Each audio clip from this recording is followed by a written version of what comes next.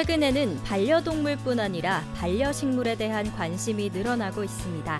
공간을 싱그럽고 생기 넘치게 만들어주는 식물의 매력은 끝이 없는데요. 하지만 모든 식물이 가정에서 키우기에 적합한 것은 아닙니다. 우리가 흔히 가정에서 키우는 식물은 주로 관엽식물입니다. 꽃을 보는 식물 외에 잎이나 줄기를 보는 식물들인 선인장, 다육식물 이런 식물들까지도 다 포함되는 용어입니다. 그래서 관엽식물 같은 경우에는 저희가 실내에서 가정, 사무실 같은 데서 재배하면서 키우기 때문에 잎이 항상 푸르름을 유지하는 상록성 식물들이 많이 있어요. 상록성 식물들은 주로 열대, 아열대 지역에서 자라는 이런 식물들을 관엽식물로 많이 이용하고 있습니다. 반려식물에 관심이 있다면 한 번쯤 들어봤을 고무나무나 테이블 야자 등이 대표적인 관엽식물인데요.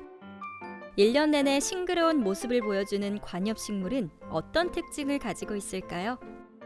관엽식물은 저희가 잎을 감상하는 식물이기 때문에 1년 내내 잎이 푸르른 특성을 가지고 있는 상록성 식물들이 많이 있습니다. 그 외에도 최근 들어서 각광을 받고 있는데 실내 공기정화 효과가 우수한 식물들이 요즘 많이 사랑을 받고 있는데요. 그 중에 한 종이 여기 보시는 이 파키라라는 식물인데요. 작년에 이 파키라가 엄청나게 인기를 끌어가지고 정말 꽃집에서 저희가 구할 수 없을 정도로 많이 사랑을 받았었습니다.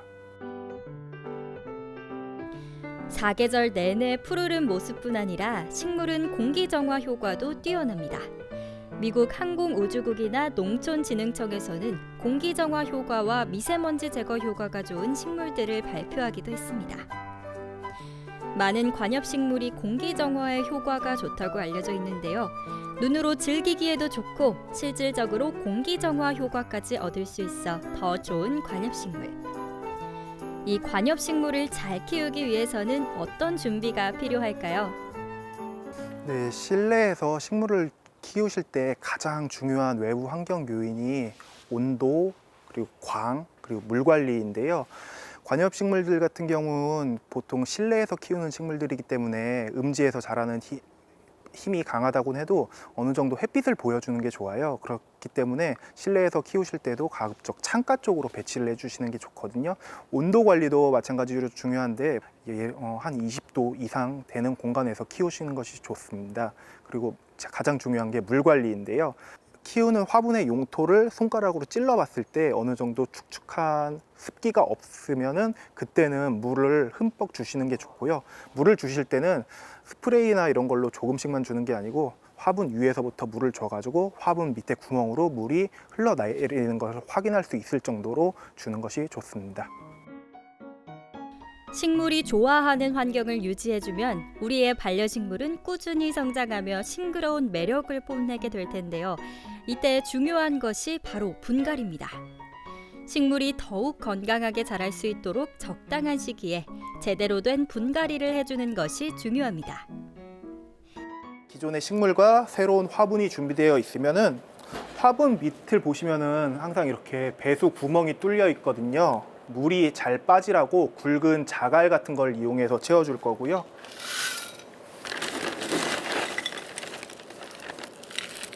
이 굵은 자갈은 너무 많이 채워주실 필요는 없고요.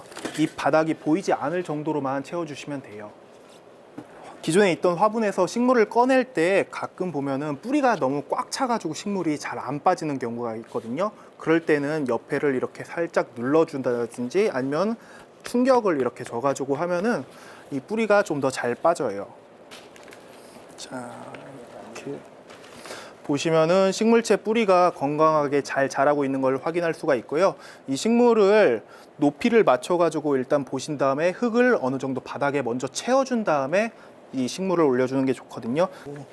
보통 저희가 화분 배양토로 쓰는 거가 원예용 상토라고 해가지고 꽃집에서도 많이 볼 수 있는 건데요. 이 원예용 상토는 식물체한테 굉장히 잘 자라는 용토입니다. 네, 어느 정도 높이가 맞추면은 기존에 꺼냈던 식물을 흙재 같이 올려놓고 그 다음에 이제 골고루 돌아가면서 흙을 채우면 되거든요.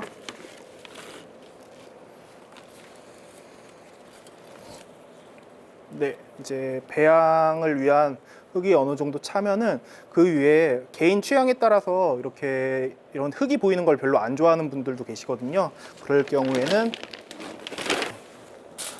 가는 모래를 위에다 뿌려가지고 좀 보기 좋게 연출하는 것도 좋습니다.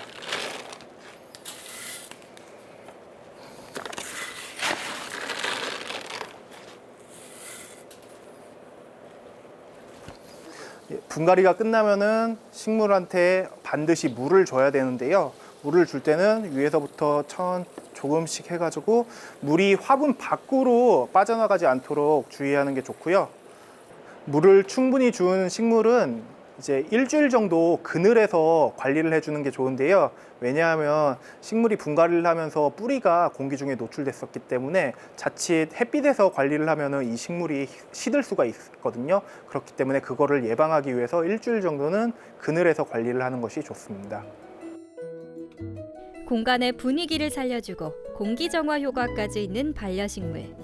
이러한 반려식물을 오랫동안 곁에 두기 위해서는 꾸준한 관심과 노력이 필요한데요. 관엽식물을 키울 때 특히 주의해야 할 점이 있을까요? 관엽식물 중에서는 일부 식물들 같은 경우는 식물체계에 독을 가지고 있는 식물들도 있거든요. 예를 들어 많이 알려진 관엽식물들 중에서는 스파티필름이라든지 아이비 같은 식물들 같은 경우에는 식물체 내에 독성을 가지고 있는 걸로 많이 알려져 있습니다. 그래서 이런 식물들 같은 경우에는 혹시라도 뜯어서 먹지 않도록 조심해야 되고요. 특히 가정에 있는 어린이라든지 반려견들이 이 식물을 섭취하지 않도록 조심하는 게 좋습니다. 내가 머무는 공간과 자연스럽게 어우러져 정서적인 안정감까지 전해주는 식물의 힘.